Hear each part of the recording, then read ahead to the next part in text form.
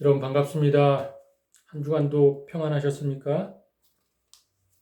우리가 예수를 믿는다는 것은요, 예수님이 2000년 전에 십자가에서 사단과의 전쟁에서 완벽하게 승리를 한 그 승리 사건을 믿는 것입니다.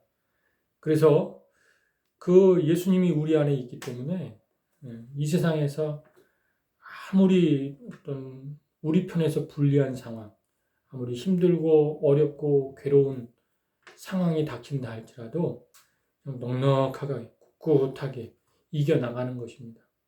그게 신앙생활인 거예요. 제가 종종 안타까운 소식을 듣는 게 뭐냐면요.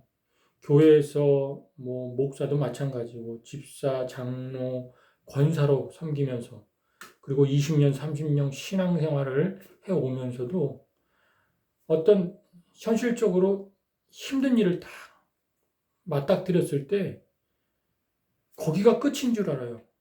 거기가 마지막인 줄 알아요. 그러니까 사방팔방 다 막히고 무슨 진짜 큰일이 난다 할지라도 다 지나가는 것인데 이미 우리는 이겨놓고 싸우는 싸움인데 그냥 한꺼번에 완전히 무너지고 마는 그래서 그냥 집사인데도 장로인데도 목사인데도 막 자살을 하고 그리고 막 영적 침체에서 헤어나오지 못하고 그런 일들을 좀 많이 보게 됩니다. 여러분, 우리가 사는 세상은 치열하게 영적 싸움이 일어나는 세상이에요. 하지만 이 싸움은요, 결론적으로 이겨놓고 싸운 싸움이에요. 예수님이 이미 사단 마귀를 저 무적행 속에 떨어뜨려 놓고 다 이긴 싸움. 그렇기 때문에 잠깐 절망하고 좌절할 수는 있어요. 슬퍼할 수는 있어요. 하지만 믿음으로 벌떡 일어나서 또 활기차게 힘있게 매일매일 살아내는 그런 사람들이 바로 그리스도인들이요. 그렇게 사는 것이 예수 그리스도를 믿는 것입니다. 저와 여러분이 그런 신앙, 그런 믿음을 가지고 비록 코로나 상황 가운데 어려워도 힘있게 살아 나가길 주님의 이름으로 축원드립니다. 자, 이제 사도신경 하고 성경 봉독하고 잠시 기도하고 함께 하나님 말씀을 나누겠습니다. 나는 전능하신 아버지 하나님 천지 창조주를 믿습니다. 나는 그의 유일하신 아들 우리 주 예수 그리스도를 믿습니다. 그는 성령으로 잉태되어 동정녀 마리아에게서 나시고 본디오 빌라도에게 고난을 받아 십자가에 못 박혀 죽으시고 장사된 지 사흘 만에 죽은 자 가운데서 다시 살아나셨으며 하늘에 오르시어 전능하신 아버지 하나님 우편에 앉아 계시다가 거기부터 살아있는 자와 죽은 자를 심판하러 오십니다. 나는 성령을 믿으며 거룩한 공교회와 성도의 교제와 죄를 용서받는 것과 몸과 부활과 영생을 믿습니다. 아멘. 오늘 말씀은 지난주에 같은 말씀을 가지고서 좀 더 깊이 있게 나누려고 지난주와 같은 말씀입니다. 제가 다시 한번 읽어보겠습니다. 로마서 8장 27절에서 37절에서 39절까지의 말씀입니다. 그러나 이 모든 일에 우리를 사랑하시는 이로 말미암아 우리가 넉넉히 이기느니라. 내가 확신하노니 사망이나 생명이나 천사들이나 권세자들이나 현재일이나 장래일이나 능력이나 높음이나 깊음이나 다른 어떤 피조물이라도 우리를 우리 주 그리스도 예수 안에 있는 하나님의 사랑에서 끊을 수 없으리라. 아멘. 이 말씀 가지고서 넉넉히 이긴다라는 제목으로 함께 은혜를 나누도록 하겠습니다.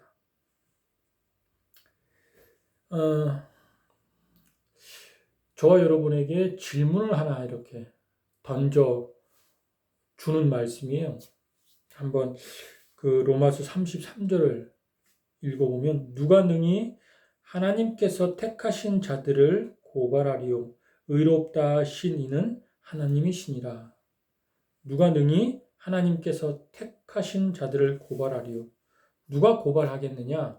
즉 신앙인들, 하나님의 자녀들, 하나님의 백성들은요, 이 땅에서 고발자가 고발당하지 않는다는 거예요. 누가 고발하겠냐? 고발할 수 있는 사람이 없다는 거예요. 여러분, 사단의 전문 직업이 고발자입니다. 자꾸 고발을 해요. 즉 이런 거예요. 마치 금요일 밤에 네가 한 일을 내가 알고 있지. 이런 거예요. 그러고도 네가 목사고, 그러고도 네가 군인이고 성도야? 응? 어떻게 너 그럴 수 있어? 응? 나는 용납 못해. 나는 이해할 수 없어. 네 편에 설 수 없어. 자꾸 고발하는 거예요. 이렇게 고발을 당하면요, 사람이 죄책감이 들어요. 네, 절망하고 좌절해요. 사단은 전문 직업이 고발자예요. 자꾸 우리 옆에 와가지고 자꾸 그런 마음을 주는 거예요. 응? 그러고도 네가 성도야? 그러고도 네가 군인이야? 응? 그러고도 어떻게 네가 그렇게 살 수 있어? 자꾸 고발하는 거예요. 그런데 누가 우리를 고발하래요? 하나님을 제대로 믿으면요, 고발자가 있어도 그 고발을 당하지 않는다는 거예요. 그걸 뿌리친다는 거예요. 여러분, 이게 굉장히 중요합니다. 사단이 왜 우리를 끊임없이 고발할까요? 목적은 하나야. 사단의 궁극적인 목적은 하나님과 우리와의 관계를 떼어놓기 위해서, 우리의 신앙을 포기시키기 위해서, 하나님을 믿는 신앙을 포기하게 만들기 위해서. 근데 거기에 넘어가면요, 진짜 죽어요. 진짜 포기해요. 그리고 세상에 나가서 그냥 옛날 과거에 불신자처럼 그렇게 살아가게 됩니다. 거기에 넘어가지 않기를 주님의 이름으로 축원드립니다. 여러분, 영적인 부분이 아니라 실제적으로 현실에서도 여러분 고발 당해 보신 적 있으십니까? 저는 어렸을 때, 초등학교 한 3학년 때 진짜로 경찰에 고발 당해 봤습니다. 친구 집에 갔어요. 마당에서 막 뛰어노는데 친구 엄마 지갑에 그 당시 한 40년 전이죠. 돈 한 10만 원이 없어진 거예요. 그런데 그 친구 엄마가 내가 범인이라는 거예요. 경찰에 신고해서 경찰이 왔어요. 출동을 해 와가지고 나를 신문을 하는데 얼마나 억울하고 분통이 터지고 화가 났는지. 나 아니라고. 내가 안 훔쳤다고. 그렇게 막 울면서 얘기를 하는데 믿어주질 않는 거예요. 참 여러분, 주변에서 나를 믿어주질 않고 나를 믿어주지 않는 사람이 있으면 그것처럼 억울한 게 없습니다. 범인으로 몰리면 그것처럼 억울한 게 없습니다.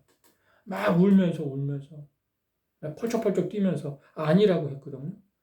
그런데도 아니긴 뭐가 아니야. 마당에 너 혼자 있었고 네가 훔친 거 아니야 하고 막 몰아가는데 너무 힘들었어요.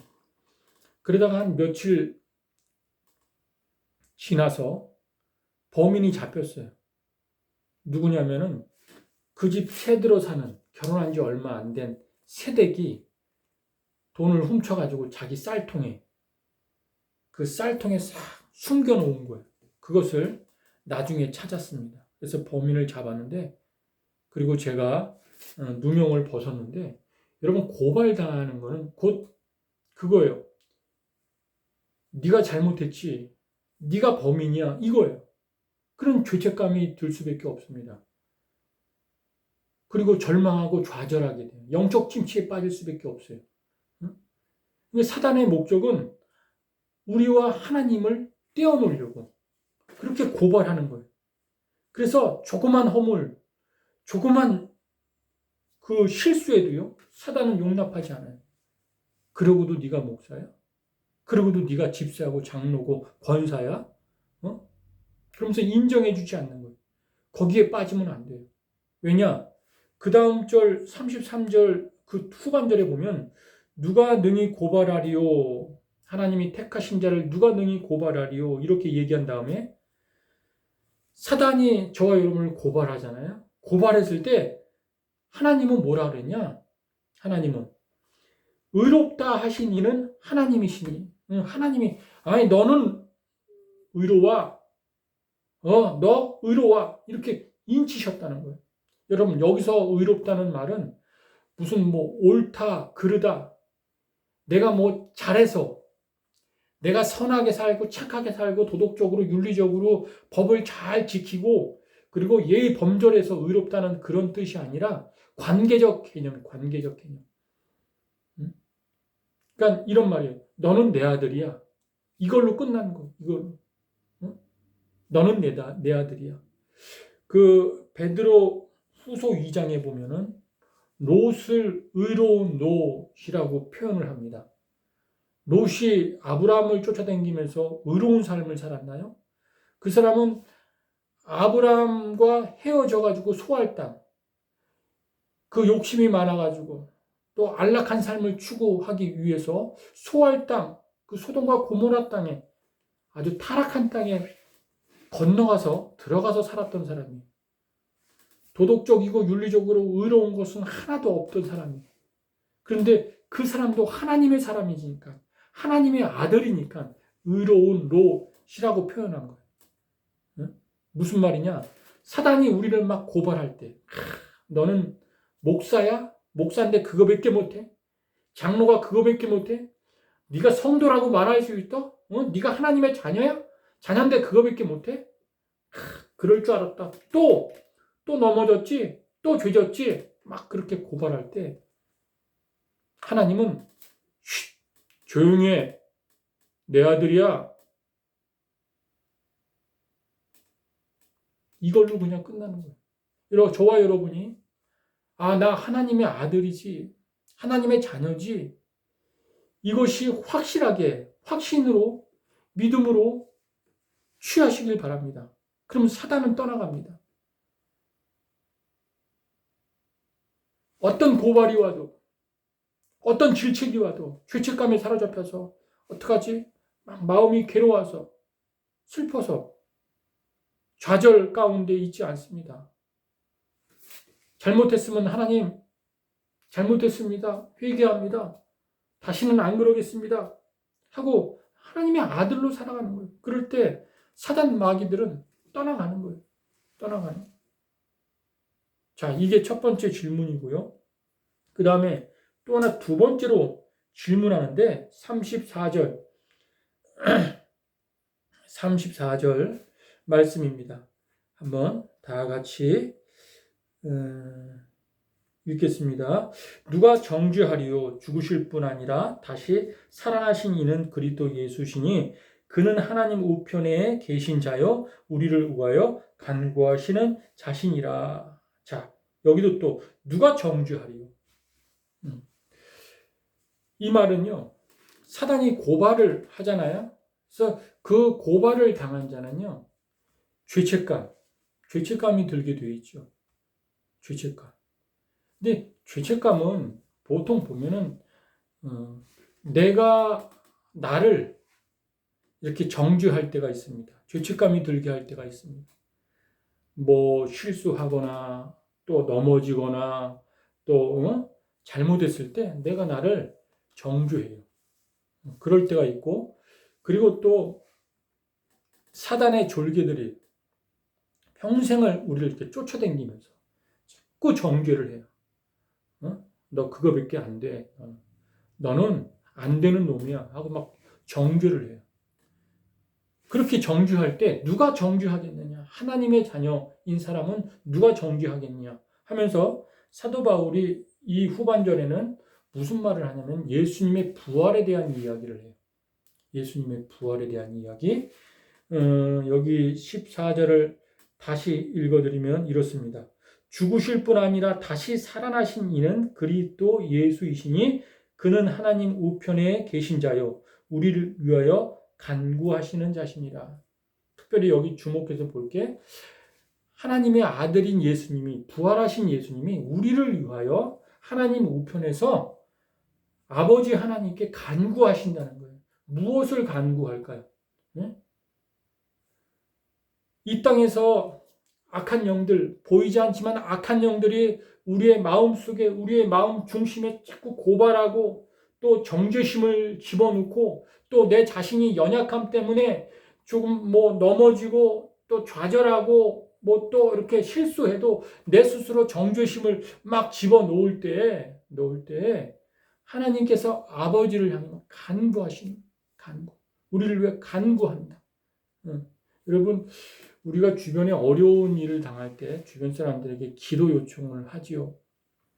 기도 요청을 해서 또 큰 또 힘을 얻고 일어설 때도 있지만 여러분 기억하셔야 될 게 뭐냐면 주님이 우리의 중보자, 가장 큰 중보자가 되신다는 것을 기억하시고 우리가 어려운 일을 당할 때 주님이 하나님 아버지께 간구한다라는 것을 기억하시기를 바랍니다. 간구하세요. 간구. 자, 사단에게 고발을 당하든지 내가 죄의식, 정죄를 내가 내 자신을 정죄하든지 또는 사단의 졸개들이 쫓아다니면서 나를 정죄할 때 정죄 다음에 오는 게 대체적으로 인생을 살아야 할 의욕을 상실합니다. 사람이 정죄를 당하잖아요. 모함을 당하잖아요. 응? 자기가 자신을 정죄하든지 아니면 악한 영이 나를 정죄하든지 고발하든지 하면은 그 다음에 오는 게 인생 참 살기 싫어집니다. 그래서 대체적으로 사람들 이렇게 보면 우울증에 많이 걸리는 사람들이 그래서 걸리는 거예요. 그리고 결과적으로는 사망으로 끌고 가요. 사망으로. 사단의 목적은 그거예요. 하나님과 나와 신앙을 포기하게 만들고 관계를 단절시키게 만들고 그리고 결과적으로 나를 고발하고 정죄해서 사망으로 끌고 가는 게 사단의 목적이에요. 저 무적행에 자기들도 자기들의 결론 마지막은 저 무적행 속 저 지옥으로 떨어지는데 혼자 갈 수 없다는 거예요. 그러면서 한 사람이라도 더 구원받은 사람 한 사람이라도 더 끌고서 데려가려고 정죄하고 고발해가지고 사망으로 끌고 가는 거예요. 그런데 보세요. 왜 예수님이 여기서 부활에 대한 얘기를 하느냐? 그 사망 권세를 이기신 분이 부활하신 분이 예수님이기 때문에 그 부활을 이야기하는 거예요. 너희가 이 땅에 살아가면서 어떤 정죄를 당하고 어떤 고발을 당해도 거기에 넘어가지 않고 부활하신 예수님, 사망 권세를 이기신 그 예수님을 붙잡아라. 놓지 말아라. 그런 이야기를 하는 거예요. 주님이 죽음을 이기셨지 않느냐. 너의 신앙 포기하지 말고 하나님과의 관계를 느슨하게 만들지 말고 더 끈끈하게, 더 뜨겁게, 더 절박하게 주님을 붙들어서 누가 어떤 존재가 너를 정죄하든 간에 그걸 싸워 이겨라. 그렇게 말씀하고 있는 거예요. 그러면서 주님이 계속 우리를 위해 간구하시는데 하나님 우편에 앉아 계시면서 우리를 위해 간구하시는데 그 간구의 목적이 뭐냐? 우리가 이 땅에서 치열한 영적 싸움에서 그 사망 권세를 이기신 주님을 믿는 믿음으로 치열한 영적 싸움에서 죄에서 구원받는 것, 정죄함에서 구원받는 것, 고발당함에서 벗어나는 것, 그것뿐만이 아니라 나중에는 죽음에서 생명으로 옮겨지고 그 생명에서 우리를 더 영화롭게 하는 데까지 이르게 하기 위해서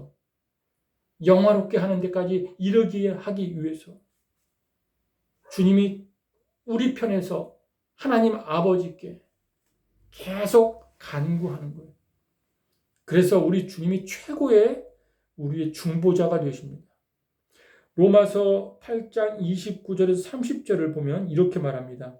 하나님이 미리 아신 자들을 또한 그 아들의 형상을 본받게 하기 위하여 미리 정하셨으니 이는 그로 많은 형제 중에서 맏아들이 되게 하려 하심이니라. 또 미리 정하신 그들을 또한 부르시고 부르신 그들을 또한 의롭다 하시고 의롭다 하신 그들을 또한 영화롭게 하셨느니라. 자, 하나님의 궁극적인 목적은 우리를 영화롭게 하기 위해서. 여러분, 영화롭게 한다. 라는 이 말을 묵상해 보면요. 다르게 표현하면 하나님의 나라를 경험한 이 땅에서. 그것처럼 영광스러운 게 없습니다. 하나님의 나라. 그 안엔 전쟁도 없고 눈물도 없고 곡하는 것도 없고 싸움도 없고 그저 그냥 평화만, 자유만, 기쁨만, 은혜만 충만한 것이 하나님 나라 아닙니까? 이 땅에서도 희미하지만 그 하나님의 나라를 경험할 때 우리를 영화롭게 우리가 영광 가운데 들어가 있는 것입니다. 그래서 우리가 예수를 믿었잖아요. 그럼 죄에서 구원하는 것, 그걸로 그쳐선 안 돼요. 하나님의 자녀가 됐다는 것, 그걸로 그쳐선 안 돼요. 하나님의 나라를 이 땅에서 주님과 동행하면서 주님과의 관계가 친밀하게 교제를 나누면서 하나님의 나라를 경험해야 돼요. 자, 그런데 여기 이렇게 말 중에 보면은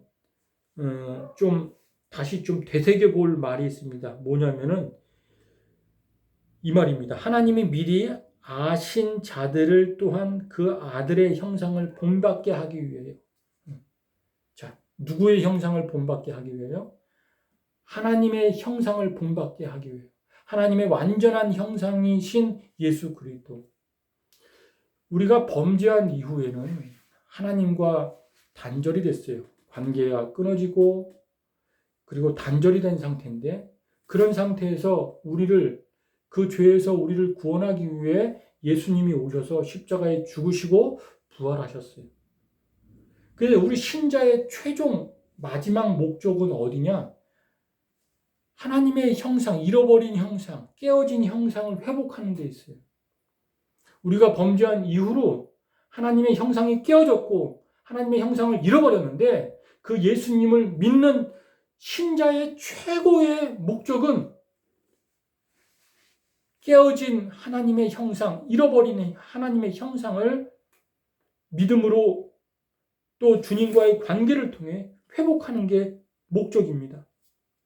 그래서 여러분, 우리가 죄에서 구원받았다고 해서 끝나는 것이 아니라 영화로운 데까지 가야 되는데 또 하나님도 그 목적을 위해서 예수님도 그 목적을 위해서 아버지께 간구하는데 우리가 치열한 영적 싸움에서 승리가 거듭되고 그리고 또 하나님의 폭포수 같은 은혜를 매일같이 경험하면서 예배를 통해서든지 기도를 통해서든지 묵상을 통해서든지 교제를 통해서든지 경험하면서 우리가 이 땅에서 하나님의 나라를 경험한다면 그래서 정말 믿음의 최고의 정점인 하나님의 형상을 회복해 간다면 그것으로 주님은 너무너무 기뻐할 거예요. 우리 속에 하나님의 형상이 그 예수님의 모습이 우리의 삶 가운데 드러난다면 그것보다 더 기쁜 게 어디 있겠어요? 그런 은혜가 있기를 원합니다. 자, 세 번째 질문을 또 보겠습니다. 세 번째 질문, 본문 35절입니다. 누가 우리를 그리스도의 사랑에서 끊으리요? 환난이나 공고나 박해나 기근이나 적신이나 위험이나 칼이랴. 36절. 기록된 바 우리가 종일 주를 위하여 죽임을 당하게 되며 도살할 양같이 여김을 받았나이다. 함과 같으니라. 자, 여기 보면은 이제 구원을 받아서 그리스도인으로 산다는 것은 예기치 않은 참 큰 환난이, 곤고가, 기근, 적신, 위험, 칼 이런 것들이 우리를 공격한다는 거예요. 우리가 하나님과의 관계를 친밀하게 또 가깝게 하지 못하게 하기 위해 하나님과 우리를 떼어놓기 위해서 기근, 적신, 환난, 공고, 칼, 위험들이 끊임없이 사단이 이것을 무기로 해서 하나님과 우리의 관계를 떼어놓기 위해서 끊임없이 이것을 가지고 공격한다는 거예요. 그런데 맨 마지막 절에 어떤 것이 누가 우리 하나님과 우리와의 관계를 하나님의 사랑에서 끊을 수 있느냐? 끊을 수 없다는 거예요. 주님의 사랑이 내 안에 충만하고 주님의 은혜가 충만하면 산더미 같은 공고가 적신이 칼이 어떤 것이 막 공격해 들어와도 다 이겨낼 수 있다는 거예요. 여러분, 성경에도 믿음의 선배들이 나오고 또 종교개혁 당시 중세 때도 그 혹독한 박해와 핍박에도 신앙으로 이겨내고 그래서 순교를 당하며 살아가는 그런 사람들 많이 있지 않습니까? 여러분, 제자들 어떤 공격을 받았나요? 굶주린 사자굴에 들어가서 사자밥이 되고 복음을 전하다가 토백 사지가 잘리고 거꾸로 십자가에 매달리고 그리고 또 목베임을 당하고 그런데 그들이 신앙을 포기했나요? 신앙을 저버렸나요? 아니, 더 악랄한 공격이 다가오면 올수록 그들의 신앙은 불탔어요. 용솟음 치는 것을 보게 됩니다. 넉넉히 이기느니라.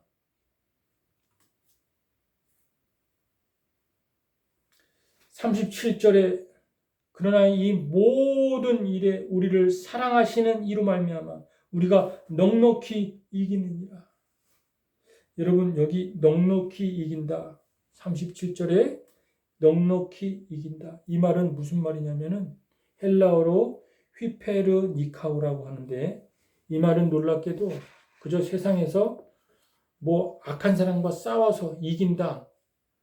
이 정도의 개념, 승패의 개념이 아닙니다. 이 말은 무슨 말이냐면 어떤 선을 넘어서 새로운 차원을 경험하는 거예요. 이 휘페르라는 말은 무엇을 넘어서다라는 뜻이고 니카오라는 말은 이기다. 그러니까 이 이기다는 매우 최상급의 그 영광스러운 승리를 뜻하는 거예요. 그러니까 승패의 개념이 아니에요. 어떤 임계점을 넘어서 새로운 세계로 들어가는 게 넉넉히 이기다라는 뜻이에요. 휘페르니카오. 예를 한번 들어보겠습니다. 정연희 씨라는 작가가 있는데 그 작가가 쓴 책 중에 내단이 넘치나이다 라는 책이 있습니다. 그 책은 실화를 바탕으로 쓴 책이에요. 그 책의 주인공인 그 청년이 나오는데 맹의순이라는 청년이 등장합니다. 그 청년의 아버지가 맹관영이라는 장로님인데 6.25 전쟁에 북쪽에 살다가 남한으로 내려오게 됐어요. 그래서 남대문 교회를 다니면서 신학을 하고 그리고 한 2년 정도 맹의순 청년이 전도사로 이렇게 사역을 하다가 계속 전쟁이 막 불리하게 되니까 미군이 인천 상륙 작전을 통해서 서울을 수복하고 그리고 그 안에 이제 중공군, 공산군들을 막 색출하는 중에 이 맹의순 청년을 중공군으로 본 거예요. 뭐 동양인이 다 똑같으니까. 그래서 잡아서 가뒀는데 어디다 가뒀냐면은 저 거제도 포로 수용소. 그러니까 이 청년은 너무 억울하죠. 자기는 잘못한 것도 없고 중공군도 아니고 그냥 한국 사람인데 그래서 그 포로 수용소에서 생활을 하는데 이 억울한 것을 풀기 위해 막 노력하다가 거기서 놀라운 하나님의 음성을 듣습니다. 하나님의 계획을 알게 되는 거예요. 뭐냐면은 그 포로 수용소에 포로들 중에 중국 사람들이 많이 들어온 거예요. 중국에 선교하러 가는 것도 힘든데 하나님께서 이 포로 수용소에 중국 사람들을 보내주셨으니까 이들한테 복음을 전해야 되겠다. 이런 마음이 하나님이 그런 마음을 주신 거예요. 그래서 의사를 쫓아다니면서 낮에 그러니까 의사는 형식적으로 이렇게 진찰을 보죠. 너무 아픈 사람들이 많고 또 부상자들이 많으니까 이 사람들을 다 완벽하게 치료해 줄 수도 없고 약도 없어요. 그러니까 형식적으로 그냥 묻고 하면서 치료해 주는데 이 맹유순 청년이 의사를 따라다니면서 보조하면서 보다가 깊은 밤에 물을 끓여가지고 후라시 들고서 다시 환자들을 보러 가는 거예요. 가서 고름을 짜주고 상처난 데 싸매주고 그리고 또 치료해주고 하면서 그냥 정성을 다해서 그렇게 치료해주는데 이 중공군들이 처음에는 마음을 안 열어요. 막 맹이신 청년을 무시하고 그리고 욕하고 막 그래요. 그래도 그냥 치료를 정성스럽게 계속 가면서 치료해주고 상처났는데 약 발라주고 하면서 열심히 치료해주니까 서서히 그들이 마음을 여는데 시편 23편을 중국말로 다 번역을 해가지고 항상 치료가 끝나면은 이 찬송을 부르고 맺는 거예요. 그 찬송이 뭐냐면은 우리 다시 만날 때까지 하나님이 함께 계셔. 우리 다시 만날 때까지 하나님이 함께 계셔. 이 찬양을 다 부르고 난 다음에 시편 맨 마지막에 내 잔이 넘치나이다. 그 고백을 하고서 끝을 맺는 거예요. 이유가 뭐냐면은 아니 맹인 청년이 치료해 주고 난 다음에 그 다음날 가보면 없어. 죽어나갔어. 그렇게 수고하고 그 깊은 밤 수고하고 정성을 다해 치료해 줬는데 그 사람이 죽어나간 사람들이 수도 없이 많으니까는 그 찬양을 부르는 우리 다시 만날 때까지 하나님이 함께 계신다. 그렇게 치료를 쭉 해주는데 석방날이 다가왔어요. 근데 수용소에 나가지 않고 계속 치료해 주다가 석방날 며칠 되지 않고 이 사람이 죽었어요. 거기서 순교를 한 거죠. 이 사람 너무너무 고마워가지고 중국에 이제 개방이 돼서 복음이 개방이 돼가지고 중국의 지압교회가 이제 많이 세워질 때 미국 선교국에 놀라운 소식이 하나 전달이 됩니다. 시간이 지나서 어떤 소식이 전달이 되냐면 중국 지하교회의 지도자들이 이 맹유신 이 청년에게 그때 수용소에 포로 수용소에서 수용되면서 복음을 들었다는 거예요. 그래서 그때 신앙을 가지고 그때 믿음을 가지고서 중국에 돌아와서 예수를 믿고 지도자가 돼서 지하교회를 세워서 중국의 복음을 부흥시키는 일익을 담당했는데 그 근원에 그 뿌리에 맹유순 청년이 그렇게 복음을 전했던 것, 도움을 받았던 것. 자, 이게 바로 넉넉히 이긴다라는 뜻입니다. 넉넉히 이긴다. 응? 여러분, 이 넉넉히 이긴다는 것은요, 누군가와 무슨 경쟁을 해가지고 싸워서 승패를 나누는 이기는 그 싸움이 아니라 어떤 선을 넘어가지고 정말 새로운 세계.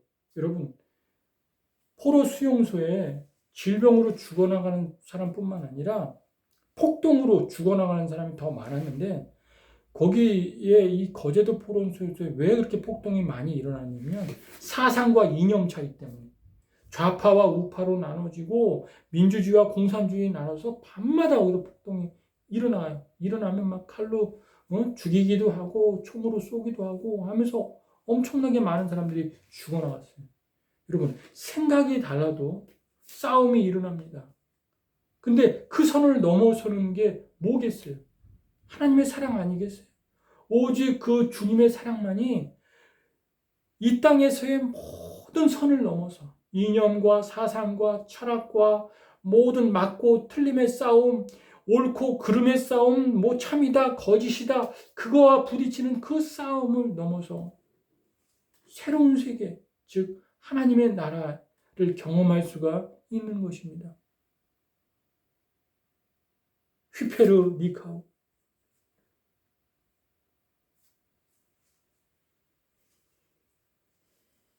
여러분, 저와 여러분이 아무리 맞다 틀리다, 옳다 그르다 따져서 진짜 상대방을 그렇게 설득해가지고 옳은 것을 설득해서 옳다고 그렇게 했다. 그것만 가지고 그 사람의 마음을 열 수 있습니까? 그 사람의 마음을 녹일 수 있습니까? 그 사람의 마음을 바꿀 수 있습니까? 아니요. 맞고 틀리고 그거 따지지 않고 그냥 무조건 사랑해주고 무조건 이해해주고 무조건 그 사람 편에 서고 그럴 때 그 사람의 마음이 녹아져서 그 사람의 마음이 돌이켜져서 하나가 될 수 있는 것입니다. 이게 넉넉히 이기는 것. 주님은 그 사랑을 우리에게 전하려고 십자가에 죽으셨고 주님을 믿는 모든 사람들이 그 사랑으로 이 땅에서 살면서 하나님의 나라를 경험하기를 원했던 것입니다. 보면 이 사단이 이걸 가지고 공격하는 총 7가지 항목이 쭉 열거됩니다. 공고냐, 칼이냐, 적신이냐, 기근이냐, 위험이나 환난이나 그것이 일어나는 그 배경을 가만히 보세요. 다 그 안에는 치열한 싸움이 있어요. 맞고 틀림, 옳고 그름, 뭐 참이다, 거짓이다. 그 싸움 때문에 적이 생기고 위험이 생기고 칼을 들이밀고 곤고해지고 그런 일이 일어나요. 하지만 주님은 그걸 가지고 우리에게 온 것이 아니라 사랑을 가지고 오셔서 당신이 죽으심으로 말미암아 전쟁을 완전히 종결하시고 그리고 하나님의 나라 모든 사람들이 하나님의 나라에 거하기를 간절히 소원하고 원하셨던 것입니다. 누가 하나님의 사랑에서 끊을 수 있느냐? 저와 여러분이 이 땅에서의 세상의 선을 넘어서 하나님의 은혜로 그 하늘의 축복으로 살아가는 저와 여러분 되길 주님의 이름으로 축원드립니다. 하나님 아버지, 우리에게 주어진 무기는 성경 말씀 66권과 또 이 말씀 속에서 선포된 그리고 이 말씀 속에 새겨진 주님의 무한하신 대가 없는 사랑임을 그 십자가의 사랑임을 믿습니다. 억울한 일을 당하든 힘든 일을 겪든 간에 이것저것 재지 않고 넉넉히 이길 수 있는 이 땅에서의 선을 넘은 새로운 하나님의 나라의 차원의 그 세계를 사랑으로 경험하며 살아가는 저희들 되게 하여 주시옵소서. 마음을 좀 넓게 가지고 그렇게 살아갈 수 있도록 주님이 도와주시고 우리의 삶에 더욱더 주님을 믿음으로 복된 삶이 되게 하여 주시옵소서. 사랑이 많으신 예수님의 이름으로 기도드렸습니다. 아멘. 추석 잘 보내시고요. 한 주간도 행복하십시오. 예배를 마치겠습니다.